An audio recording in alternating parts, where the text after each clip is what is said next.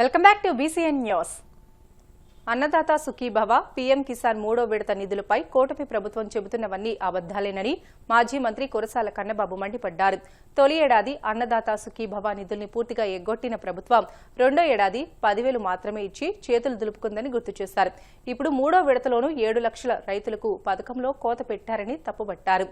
ఇప్పటికే గిట్టుబాటు ధరలేక input subsidy అందక ఉచిత పంటల బీమా ఎత్తిపోయి దిక్కుతోచక రైతులు చివరకు ఆత్మహత్య చేసుకుంటుంటే ప్రభుత్వానికి ఏమాత్రం పట్టడం లేదని ఆక్షేపించారు.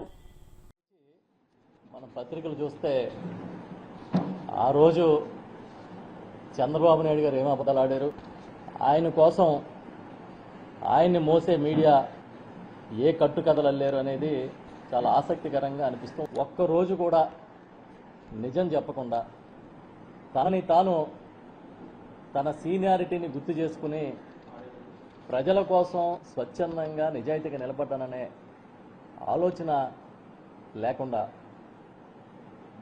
ఈ ప్రభుత్వాన్ని చంద్రబాబు నడిపిస్తూ ఉన్నారు. వాళ్ళు ఉదయం చూస్తే పత్రికల్లో అన్నదాత సుఖీభవ పీఎం కిసాన్ ఉగాది కానుగంట పెద్ద పెద్ద అడ్వర్టైజ్మెంట్లు ఇచ్చారు. ఇచ్చి రాష్ట్ర ప్రభుత్వం 4,000 కేంద్రం 2,000 వేస్తోందని చెప్పి అసలు ఇది ఒక హిస్టారికల్ మూవ్మెంట్ కింద రాసుకున్నారు. చాలా ఆశ్చర్యం ఏంటంటే మీరు ఇస్తానన్న అన్నదాత సుఖీభవ మా నాయకుడు ముఖ్యమంత్రిగా జగన్మోహన్ రెడ్డి గారు ప్రారంభించిన రైతు భరోసాకి కాపీ.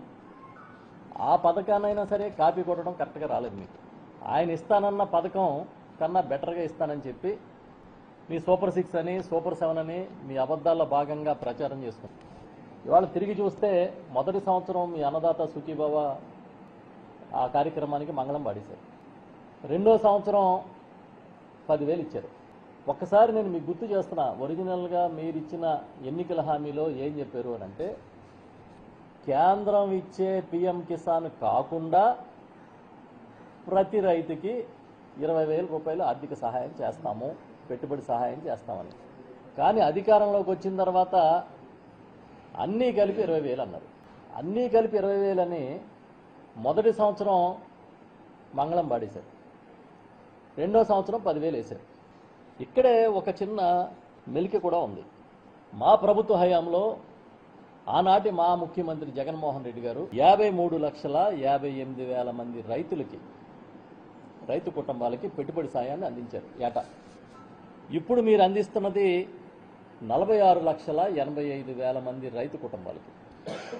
అంటే సుమారుగా 7 లక్షల మంది రైతులు తగ్గిపోయారు. మేము సూటిగా అడుగుతున్నాం, మీరు కావాలనే రైతులకి అనర్హత చూపించి సంఖ్య కుదించేశారా, లేకపోతే మీ ప్రభుత్వంలో వ్యవసాయం గిట్టుబాటు కావట్లేదని రైతులు వ్యవసాయాన్ని మానేశారా? ఈ రెండిట్లో ఏది కరెక్టో చెప్పమని మేము సూటిగా అడుగుతున్నాం. మీరు ఇచ్చే పథకమే పూర్తిగా అమలు చేయకుండా దానికి తోడు 7 లక్షల మందికి కోత విధించారు. ఇవాళ వరకు మీ ప్రభుత్వం వచ్చిన తర్వాత కౌలు రైతులకి ₹1 అంటే ₹1 ఆనాడు మా ముఖ్యమంత్రిగా జగన్మోహన్ రెడ్డి గారు ప్రతి కౌలు రైతుకి కూడా ఎస్సీ, ఎస్టీ, బీసీ, మైనార్టీ కౌలు రైతులకి పూర్తిగా ఆర్థిక సహాయాన్ని, పెట్టుబడి సహాయాన్ని అందించిన మాట నిజమా కాదా? సూటిగా అడుగుతున్నాం, చెప్పండి. ప్రకాశం జిల్లా దర్శిలో బెట్టింగ్ స్థావరాలపై పోలీసులు దాడులు నిర్వహించి 4గురిని అరెస్ట్ చేశారు. వీరి వద్ద నుంచి 24 లక్షల నగదు, 12 స్మార్ట్ ఫోన్లు, 21 కీప్యాడ్ ఫోన్లు, క్యాష్ కౌంటింగ్ మిషన్ స్వాధీనం చేసుకున్నారు. ఏడాది నుంచి ఒక బిల్డింగ్ అద్దెకు తీసుకుని దాదాపు 10 కోట్లకు పైగా బెట్టింగ్ నిర్వహించినట్లు డీఎస్పీ లక్ష్మీనారాయణ వెల్లడించారు. డివైజులు పెట్టుకొని, ప్రింటర్లు పెట్టుకొని ఆడిస్తున్న ముఠాన్ని బ్రేక్ చేయడం జరిగింది. ఇప్పుడు ఇందులో ఎవరెవరు ఉన్నారనేది తదుపరి ఇంకా చాలామంది ఈ కేసులో ముద్దాయిగా వస్తారు.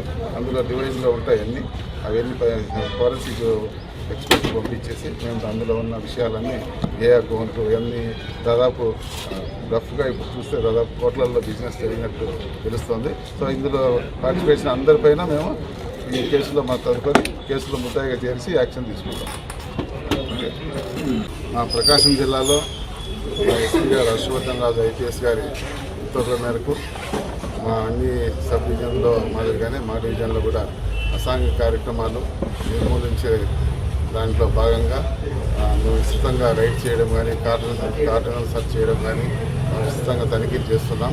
అందులో భాగంగానే మాకు హెడ్ క్వార్టర్కు మాకు రాబడిన సమాచారం పైన నిన్న మేము దర్శిలో పెద్ద ఎత్తున బెట్టింగ్ ముఠాలు బాగా ఇంట్లో సెటప్ పెట్టుకొని బెట్టింగ్ ఆడుతున్నారు, క్రికెట్ బెట్టింగ్ నడుపుతున్నారని మాకు రాబడిన సమాచారం పైన మేము అద్దంకి సిఐ గారికి స్పెషల్గా ఉత్తర్వులు ఇచ్చి పలానా ప్లేసులో అది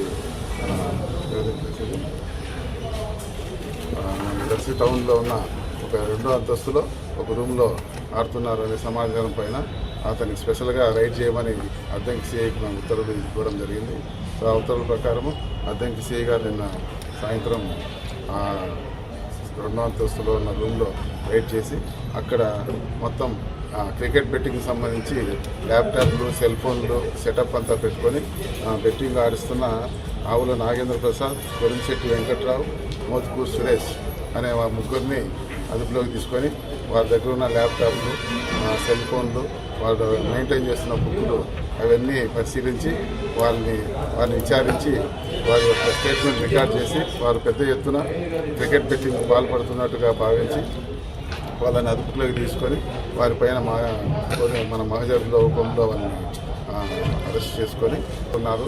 ఎవరెవరితో పైన పిన్ ఎవరు అని వాళ్ళు చెప్పిన విచారణలో వాళ్ళు చెప్పిన విషయాల మేరకు నమోదు చేసుకొని క్రికెట్ బెట్టింగ్ పెట్టిన సెటప్ సంబంధించిన విచారణ చేసి అతను కూడా పెద్ద ఎత్తున దీనికి పాల్గొంటూ అతనే మొత్తం ఇక్కడ ఉన్న వ్యక్తులకి లింకులన్నీ ఇచ్చి ఇక్కడ బెట్టింగ్ నడుపుతున్నాడు అనే అతను ఒప్పుకున్న దానిపైన అక్కడ అతని స్వాధీనంలో ఉన్న ఈ పెద్ద బాక్సులు, ఈ బెట్టింగ్కు ఉపయోగపడే లింకులున్న బాక్సులు, ప్రింటింగ్ మిషను, అతని వద్ద నుంచి ఒక 24 లక్షలు క్యాష్, మిగతా ల్యాప్టాప్లు అన్నీ పెద్ద ఎత్తున మా దర్శించి నిన్న దీనిపైన ఈరోజు ఉదయం స్వాధీనం చేసుకొని మొత్తం 4గురిని అరెస్ట్ చేయడం జరిగింది.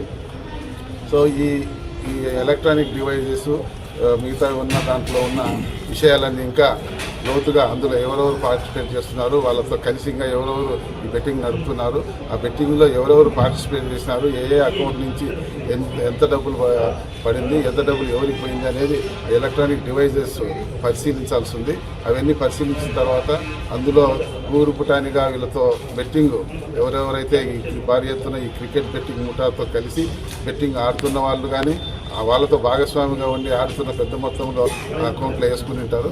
అవన్నీ ఆన్ రికార్డు ఉంటాయి. అవన్నీ ఫోరెన్సిక్ డిపార్ట్మెంట్కి పంపించి అవన్నీ అనలైజ్ చేసిన తర్వాత ఇందులో ఇన్వాల్వ్మెంట్ అయిన మిగతా వ్యక్తులందరిపైన కూడా కేసులు నమోదు చేసి ఈ కేసులో వాళ్ళని ఇంక్లూడ్ చేసి వాళ్ళందరిపైన తదుపరి చట్టపరమైన చర్యలు తీసుకోబడుతుంది.